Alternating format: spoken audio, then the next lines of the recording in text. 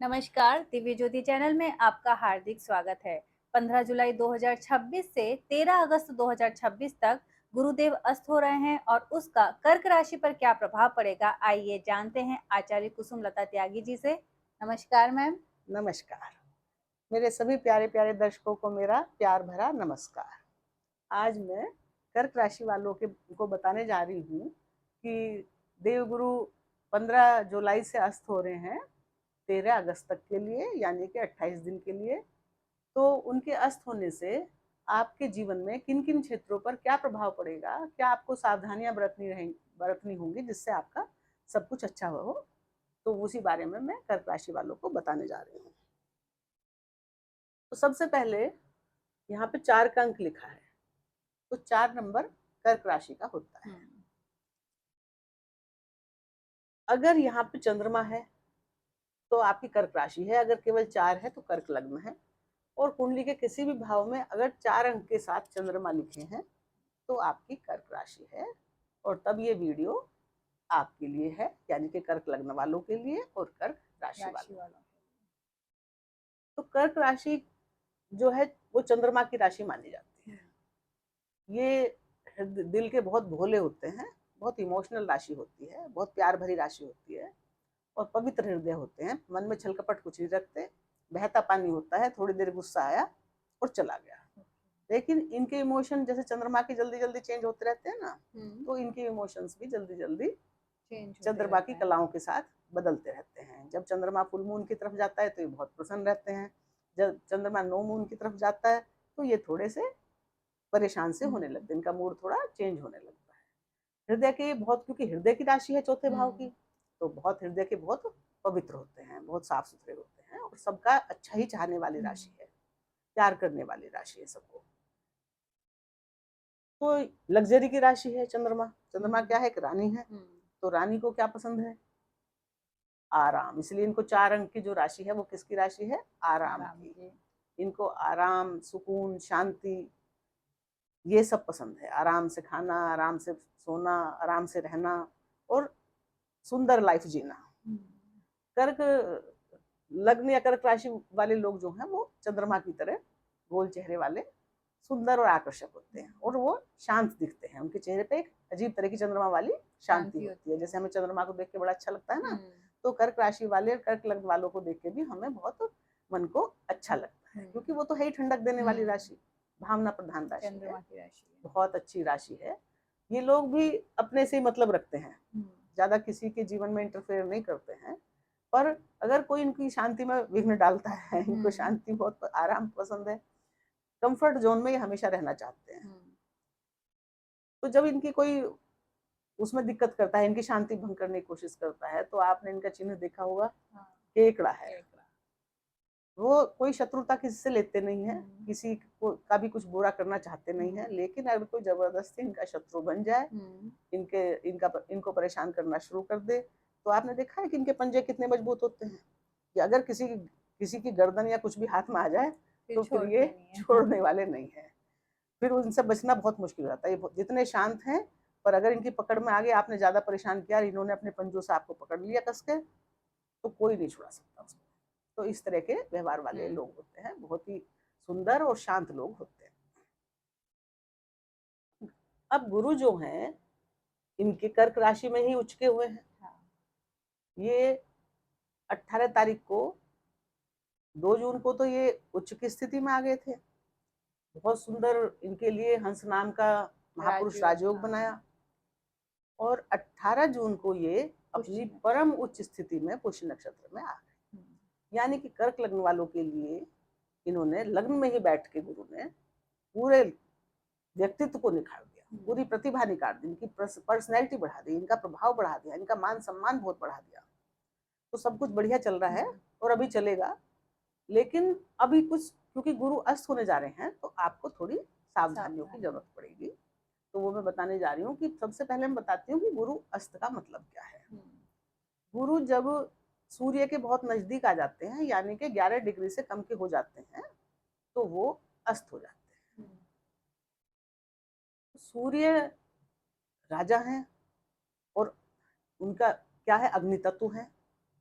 तो तो अग्नि तत्व जब आग का गोला कोई बड़ा होगा तो उसके साथ में कोई भी जो भी ग्रह होगा वो अपना प्रभाव ठीक से नहीं दे पाता है। जो देख अलग से अगर अकेले होते तो बहुत अच्छा प्रभाव दे रहे थे, लेकिन अब उनके पास राजा जैसी शख्सियत आ गई है और वो भी गर्म और वो भी प्रचंड आग, तो वो अपने को अनकंफर्टेबल महसूस कर रहे हैं इस समय। यहाँ कितने दिन के लिए? 28 दिन के लिए। जैसे ही सूर्य यहाँ से हटेंगे वो फिर से अपने उसी जोन में आ जाएंगे। तो गुरु इस समय जब क्योंकि पुष्य नक्षत्र में चल रहे हैं, तो पुष्य नक्षत्र क्या है? सबसे मेन बात तो ये है कि परम उच्च स्थिति में पुष्य में आए, और पुष्य सबसे श्रेष्ठ नक्षत्र है, नक्षत्रों का राजा है। शुभ कामों के लिए सबसे शुभ नक्षत्र माना जाता है। जितने भी अच्छे काम होते हैं विवाह को छोड़ के बाकी सब लोग जो है पुष्य नक्षत्र में ही करना चाहते हैं। किसी काम का शुभारंभ, और कोई नई योजना करना, कोई नया बिजनेस खोलना, कोई नई गाड़ी खरीदना, हाँ, कोई प्रॉपर्टी खरीदना, कोई गोल्ड खरीदना, इनके लिए पुष्य नक्षत्र मतलब सभी नए कामों के लिए जो मंगल कारक कार्य हैं उनके लिए ये पुष्य नक्षत्र बहुत अच्छा माना जाता है। और 18 जून से ये चल रहा है पुष्य नक्षत्र। अक्टूबर तक देवगुरु बृहस्पति कर्क राशि में ही रहेंगे अपनी अतिचारी पोजीशन में, तो 31 अक्टूबर तक रहेंगे ये। तो आपको क्योंकि आपके में क्या बन रहा है? हंस नाम का राजयोग बन रहा है। तो आपकी प्रतिभा तो, आपकी पर्सनैलिटी को तो 4 चांद लगा ही रहे हैं। गुरु और राजा दोनों वहां के बैठ के, यानी कि राजा वाला तेज भी अब आपके चेहरे पे होगा। लेकिन क्या होगा? सूर्य यहाँ आ गए हैं। सूर्य दूसरे भाव के, धन भाव के स्वामी होकर लग्न में आ गए हैं। सूर्य क्या है? ईगो। गुरु तो है ज्ञान, धर्म, मोक्ष और एक आध्यात्म के भी मालिक हैं। संतान के कारक हैं, विद्या बुद्धि के कारक हैं, विवाह के कारक हैं, पति सुख के कारक हैं। तो गुरु ये सब लेके बैठे हैं, परम उच्च स्थिति में देना चाह रहे हैं सबको। लेकिन सूर्य अग्नि तत्व है और कर्क राशि में आ गए। कर्क राशि के कौन सी है? जल की राशि, यानी कि भावनाओं की राशि, शांति की राशि। इन लोगों को तो अगर जल के किनारे जाके बैठते हैं ना, गंगा के किनारे, यमुना के किनारे या समुद्र के किनारे, तो कर्क राशि वाले बड़े प्रसन्न रहते हैं। इनको जल के किनारे बैठ के बहुत शांति मिलती है, क्योंकि जलीय राशि है ना, भावनाओं की राशि है, तो इनको बड़ा अच्छा लगता है वहां पे। ये कभी परेशान हो या उदास हो तो वहां बैठ जाए तो इनको मन प्रसन्न हो जाता है। अब जल की राशि में, जल तत्व की राशि है कर्क, इमोशंस की राशि है। अब इमोशंस में गर्मी का तो कोई काम नहीं होता, क्योंकि अगर हम कोई प्यार मोहब्बत करना चाह रहे हैं, वहां कोई गर्म ग्रह आ जाए, बहुत तेज गर्म, तो हमारे तो सारे भावनाएं उलट पुलट हो गई। हम जो सोच रहे थे वो तो हो ही नहीं रहा। तो गुरु तो अब यहाँ पे उनको अपनी प्रतिभा, उनकी तो गुरु क्या महसूस कर रहे हैं? दबाव। जैसे किसी के अंडर में आके आदमी खुल के काम नहीं कर सकता ना, एक घुटन की ऐसी स्थिति उनके लिए हो गई है, एक दबाव की स्थिति उनके लिए बन गई है। तो जो उनका जो भी उनके क्षेत्र हैं, कौन कौन से 2 डिपार्टमेंट ये लेके इसमें आए हैं कर्क लग्न वालों के लिए? एक तो इनकी एक राशि पड़ी है 6ठे भाव में, 9 नंबर, और दूसरी पड़ी है भाग्य भाव में। तो ये इनका डिपार्टमेंट है नई जॉब देना, है ना, और ये जो रिपु रोग ऋण है उनको शांत करना। यहाँ पे इनकी दृष्टि है गुरु की पांचवी मतलब दृष्टि तो 5वीं इनकी यहाँ आएगी। ये इनका डिपार्टमेंट है, मतलब इनकी राशि है ये।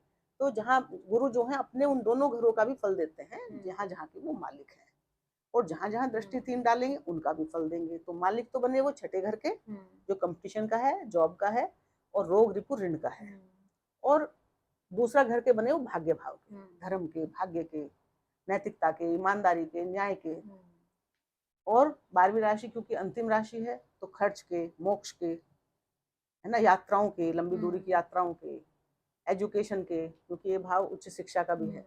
तो इन सब को लेके वो लग्न में गए थे, यानी कि आपके रोग शत्रु रिपु ऋण को तो वो दबा रहे थे, और आपकी नई जॉब और कंपटीशन में वो आपको सहयोग दे रहे थे कि आप कम से कम काम करके भी सफलता प्राप्त कर रहे थे। ऐसी वो आपको ऐसे रास्ते खोल रहे थे नए नए खुशियों भरे। और क्योंकि बहुत सुकून में थे ना कर्क राशि में, लेकिन गर्म ग्रह सूर्य आ गए, वो भी राजा। अब राजा के सम्मान में तो सबको झुकना पड़ता है ना, इसलिए राजा भी गुरु का सम्मान करते हैं, लेकिन राजा तो राजा है। अब क्या होगा कि गुरु यहाँ अपने अपने को दबाव महसूस कर रहे हैं, और ये कौन सा घर है? आपके व्यक्तित्व का, आपकी स्वयं की पर्सनैलिटी है। तो अब क्या होगा ऐसे में कि आपके अंदर, मतलब आप अपने को, अपनी प्रतिभा को थोड़ा दबा हुआ और कुंठित महसूस करेंगे। आप जो करना चाह रहे हैं आपको ऐसा लगेगा मैं वो कर नहीं पा रहा हूँ।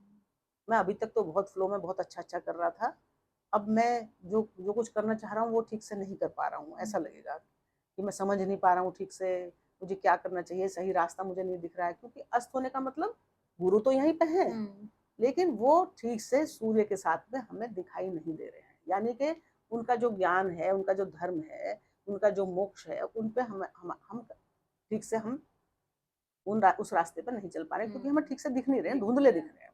धुंधला हमारी आंखों के सामने धुंधलापन आ गया एक तरीके से। तो ये गुरु अस्त हो गए हैं। अब ये इनकी जो है 3 दृष्टियां हैं, 5वीं, 7वीं और 9वीं। तो अब ये हमें क्या सावधानी दे रहे हैं, देने के लिए कह रहे हैं, क्योंकि आपकी प्रतिभा तो 4 चांद लगा दिए थे, राजा और गुरु दोनों यहाँ बैठ गए हैं। तो आपकी चमक दमक में कोई कमी नहीं है, पर्सनैलिटी आपकी राजाओं वाली, ईगो आपका राजाओं वाला। पर ईगो आना ठीक नहीं है, घमंड आना ठीक नहीं है, तो वो दिक्कत हो जाएगी आपको। आप अपने कुछ ईगो के कारण ना बने बनाए काम भी कुछ गड़बड़ कर सकते हो, क्योंकि गुरु तो ज्ञान देते, लेकिन वो अस्त हो गए हैं। तो वो आपका कंट्रोल, अब गुरु की समझ को आप समझ नहीं रहे हो, गुरु क्या समझा रहे हैं। अब आप राजा वाले उसमें हो ना कि जो करना है मुझे करना है। आपने गुरु की सारी पावर राजा ने अपने हाथ में ले ली है इस वक्त 28 दिनों के लिए, ले लेंगे मतलब। तो जब ये पंचम भाव पे इनकी दृष्टि जाएगी, ये वृश्चिक राशि है, और वृश्चिक राशि मैंने बताया ये 8 नंबर की राशि कहाँ आती है कालपुरुष में, अष्टम भाव में। अष्टम भाव की राशि होती है 8वीं, सप्तम भाव की राशि होती है 7वीं। तो जब 8वीं राशि यहाँ पे आएगी, यानी कि ये एक गुप्त रहस्यों की राशि है पंचम भाव पे वृश्चिक। तो अब तक आपको जैसे ऑकल्ट से संबंधित कार्य थे, धर्म से संबंधित कार्य थे, यहाँ से संबंधित गोपनीय जो भी जिन जॉब में आप थे, गोपनीय जॉब भी तो होती है ना सरकारी, जिनको जो किसी को पता नहीं होता है कौन कौन सी हैं, वो उसमें थे। तो यहाँ आपको बहुत तरक्की मिल रही थी, बहुत फायदे मिल रहे थे। लेकिन अब आपको फायदे तो मिलेंगे, ऐसी बात नहीं है, पर वो अब आपको बहुत ध्यान से रहना पड़ेगा और बहुत मेहनत करनी पड़ेगी और बहुत धैर्य के साथ फूंक फूंक के कदम रखना पड़ेगा, क्योंकि अचानक की राशि है ना। अचानक क्या करवा दे, आपने सोचा नहीं था, सोचा तो कुछ और था, हो गया कुछ और। गुरु के का ज्ञान जो है वो पड़ गया धुंधला। तो आपको यहाँ बहुत अब समझ बूझ के, मान लिया रिलेशन का भाव है तो रिलेशन आपको बहुत सोच समझ के बनाने पड़ेंगे। जो बने हुए हैं उनमें भी आपको ध्यान रखना पड़ेगा कि आपके अहंकार के कारण उसमें दिक्कत ना आ जाए, ईगो। और नए अभी रिलेशन मत बनाना, क्योंकि पुष्य में कुछ भी नया अच्छा काम, पुष्य में नहीं, गुरु अस्त में, पुष्य में तो अच्छा नया काम करने के लिए आप प्रेरित कर रहे थे गुरु, लेकिन अभी क्योंकि वो अस्त हो गए हैं तो वो क्या कह रहे हैं कि अभी कुछ भी नया काम यहाँ पे मत करो, नए रिलेशंस मत बनाओ। विद्या बुद्धि का भाव है, एजुकेशन का भाव है, तो एजुकेशन आप लोगे, सफलता भी प्राप्त करोगे। गुरु सूर्य का राजयोग है वहां, धनेश और भाग्येश। सूर्य है धनेश, दूसरे भाव के स्वामी, यानी कि धन के मालिक बने, और गुरु है भाग्येश। तो जब भाग्य और धन की युति होगी तो भाग्य से आपका धन बहुत बढ़ रहा था, आपका सेविंग बढ़ रही थी, सब बढ़ रहा था भाग्य से। लेकिन अभी आपको थोड़ा समझना पड़ेगा, क्योंकि भाग्य उतना आप साथ 28 दिन नहीं देगा। आपने जल्दबाजी करोगे तो दिक्कत में आ जाओगे। तो यहाँ क्या करना है, आपको सफलता मिलेगी, लेकिन आपको अब मेहनत ज्यादा करनी पड़ेगी। एजुकेशन में आपको सफलता मिलेगी, लेकिन जब आप थोड़ी सी मेहनत कर रहे थे आपको सफलता बड़ी मिल रही थी। अब आपको अपनी मेहनत बढ़ा देनी पड़ेगी। ये नहीं सोचना है कि मेरा तो शुरू से बहुत दिन से अच्छा काम चल रहा है, मैं तो बहुत होशियार हो गया हूँ, क्योंकि सूर्य भी जो वहां पे यही देंगे ना अहंकार की, मैं तो सब कुछ कर सकता हूँ। तो उस चक्कर में गड़बड़ नहीं कर लेना, आपको मेहनत बढ़ानी पड़ेगी, तब आपको सफलता प्राप्त होगी। आपके बच्चों को भी, या अगर आप स्वयं स्टूडेंट हैं तो आपको मेहनत करनी है, अगर आपके बच्चे हैं तो उन पे मेहनत पे उनको आपको समझाना पड़ेगा कि मेहनत ज्यादा करें, ध्यान देना पड़ेगा उनकी मेहनत। तो ये पांचवा भाव हो गया, पांचवा भाव भी है और पांचवी यहाँ से दृष्टि भी है। कुंडली का कर्क लग्न वालों के ये पंचम भाव है और सूर्य गुरु की पंचम दृष्टि है। अब 7वीं दृष्टि पड़ेगी इनकी सप्तम भाव में, जहाँ मकर राशि है, शनिदेव की राशि है। अब इस राशि का क्या मतलब है, ये राशि कर्म की राशि है, शनिदेव क्या है? शनिदेव कहते हैं कि धैर्य, डिसिप्लिन, मेहनत, जिम्मेदारी और बहुत सोच सोच के फूंक फूंक के धीरे धीरे कदम आगे बढ़ाना। पहले एक कदम जमा लो, जब आपको लगे कि अच्छे से जम गया है तो दूसरा कदम आगे बढ़ाओ। ये नहीं कि आपने अभी धरती की तो जांच पड़ताल करी थी कि कहाँ कीचड़ है, कहाँ दलदल है, आपने दौड़ना शुरू कर दिया। तो पहले जांच परख लो कि मैं जहाँ खड़ा हूँ वो स्थिति ठीक है, मैं आगे बढ़ सकता हूँ। तो ये शनिदेव की राशि, तो शनिदेव के गुण यहाँ पे अपनाने पड़ेंगे आपको। तो जब गुरु अस्त की दृष्टि यहाँ पड़ेगी सप्तम भाव पे, तो आपको सप्तम भाव से विजुअलिटी नहीं ठीक से मिलेगी आपको। तो आपको क्या करना है कि अपना जो ये किसका भाव है? पति पत्नी का, वैवाहिक जीवन का, दाम्पत्य का और पार्टनर का, बिजनेस पार्टनर। तो अभी आप उसमें कोई नया परिवर्तन ना करें। और पति पत्नी के लिए भी मतलब आपको थोड़ा सा केयरफुल रहना है कि आपका रिलेशन ना बिगड़ जाए, क्योंकि सूर्य की तो सीधी दृष्टि है ना। हाँ। गुरु की भी सीधी दृष्टि है, सूर्य भी इधर, और ये शनि की राशि है, सूर्य उसके मित्र नहीं है और सूर्य राजा है। तो गुरु तो ज्ञान से काम ले रहे थे, अमृत दृष्टि तो उनकी अभी भी है, तब भी थी, लेकिन अब अमृत दृष्टि उतनी नहीं है जितनी की सूर्य की सीधी दृष्टि पड़ रही है इस पर। तो सूर्य क्या है? अलगाववादी। अब ऐसा ना हो कि पति पत्नी में कुछ पहले से मनमुटाव चल रहा था तो दिक्कत और बढ़ सकती है। तो आपको यहाँ संभलने के लिए शनिदेव कह रहे हैं कि अपनी जिम्मेदारियों का सही से निर्वहन करो और धैर्य रखो, शांति रखो और अपने कार्यों को ठीक से पूरा करो। अपने जीवन साथी को या अपने बिजनेस पार्टनर को दोष देने से पहले आप पहले अपने अंदर का पूरा अच्छे से चिंतन करो। गुरु इस समय अस्त होकर क्या बोल रहे हैं? सभी को ये बोल रहे हैं कि आप इंट्रोवर्ट होके अपने अंदर झांको, आत्मचिंतन करो।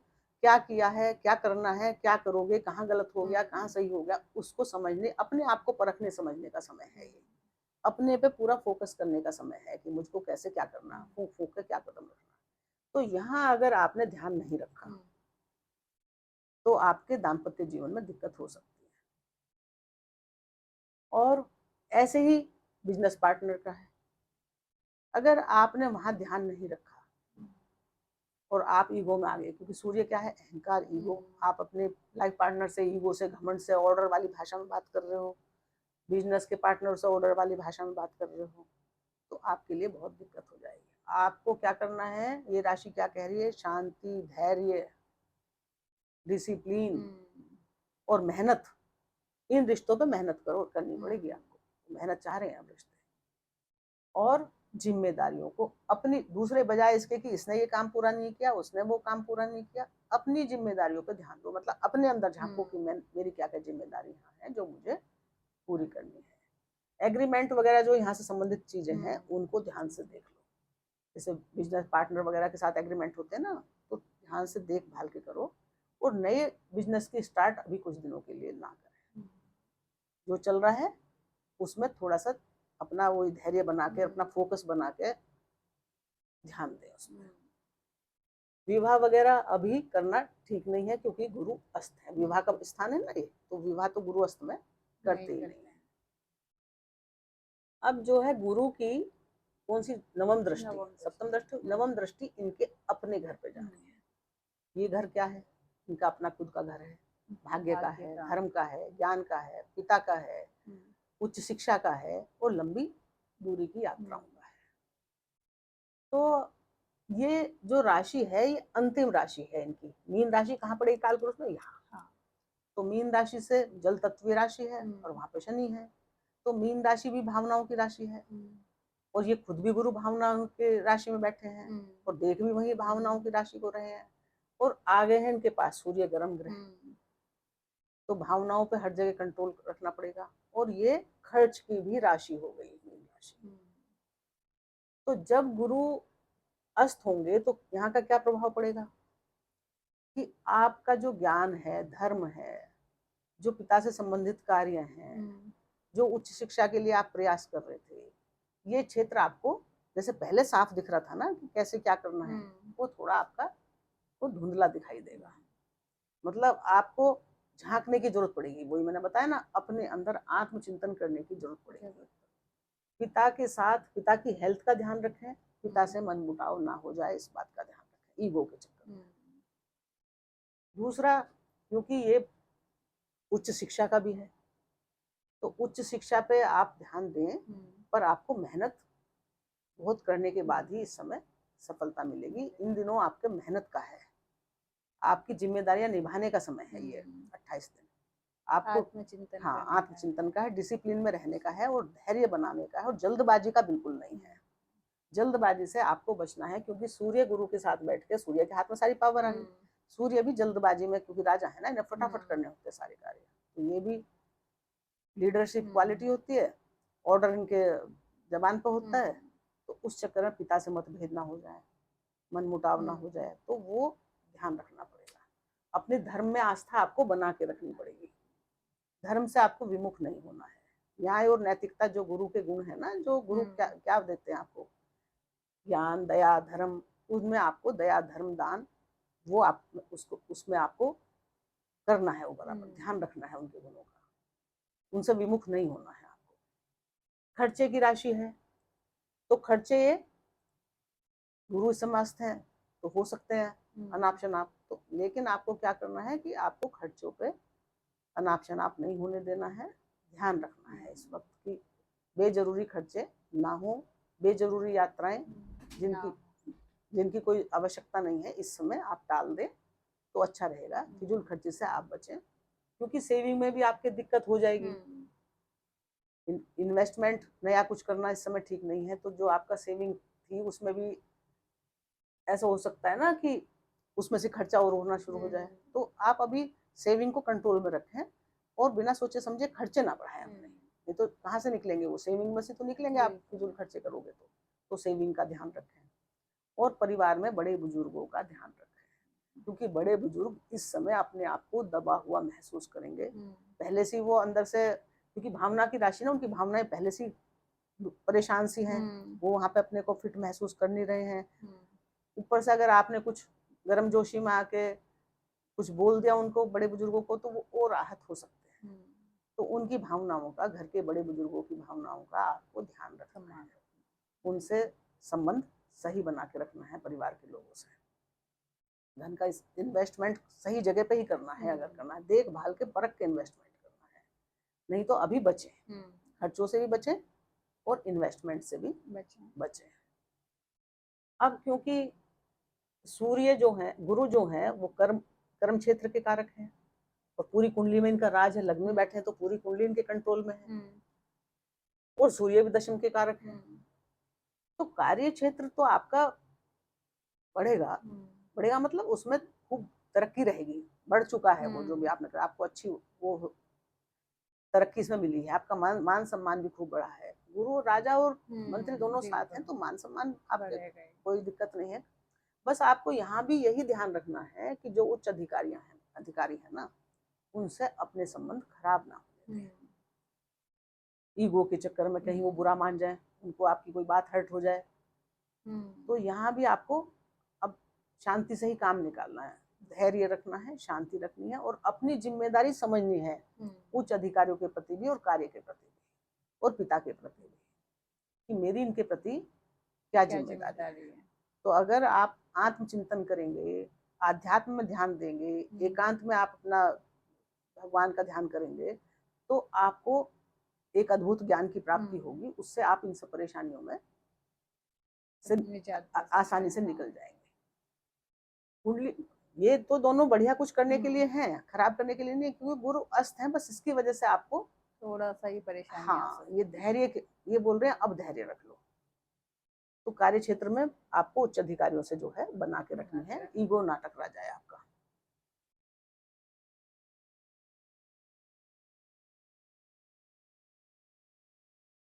तो हमने इनकी सब राशि बता दी, ये बता दी। और जो एक राशि के यहाँ के मालिक है ना, छठे भाव के, यहाँ एक राशि इनकी है, तो यहाँ का भी प्रभाव देंगे जब यहाँ जाएंगे। यानी कि रोग शत्रु जो पहले थोड़े दबे से थे, वो इन दोनों में आपके उभर सकते हैं, कर्ज वगैरह। उभर सकते हैं। तो आपको ध्यान देना पड़ेगा, ध्यान रखें कि कोई इलाज वगैरह अपना जो भी कुछ दवाई वगैरह खानी होती है आपको, आपका स्वास्थ्य अगर पहले से ठीक नहीं है तो वो टाइम से लें, अपना ध्यान रखें। योग वगैरह और जो मेडिटेशन होता है ना, क्योंकि गुरु लग्न में है तो मेडिटेशन आप करेंगे बैठ के तो वो आपके लिए अच्छा रहेगा। नहीं तो ये क्या है कि बिल्कुल आपके सूर्य कहाँ है, सिर पे बैठे हैं, आपके लग्न में बैठ गए ना, तो आपका दिमाग गर्म रह सकता है, आपको गुस्सा जल्दी आ सकता है। कर्क राशि वाले हैं वैसे गुस्सा नहीं करते हैं, इतना ठंडे हैं, पर कई बार ऐसी वो परिस्थितियां बन जाती है ना कि शांत रहने वालों को भी गुस्सा जब आता है तो बहुत ज्यादा आ जाता है। तो आप अपने गुस्से पे कंट्रोल रखें, नहीं तो आपके सिर दर्द, एंजाइटी, बेचैनी ये सब आपको हो सकती है, इसलिए आप इसमें ध्यान रखें। और बाकी तो सब ठीक है, कोई ऐसी प्रॉब्लम की बात नहीं है। और राजयोग तो ये आपको दे ही रहे हैं, बहुत अच्छा है ये जो गज केसरी राजयोग है। तो पंच महापुरुष योग में से एक योग है जो आपको लाभान्वित तो कर रहा है और करेगा, बस ये आगे भी करता ही रहेगा। सिर्फ आप जो मैंने बताया ये 28 दिन ये सावधानियां बरत लें कुछ। तो इन्हीं शुभकामनाओं के साथ कर्क राशि वालों, मेरा आपको नमस्कार। बहुत बहुत धन्यवाद।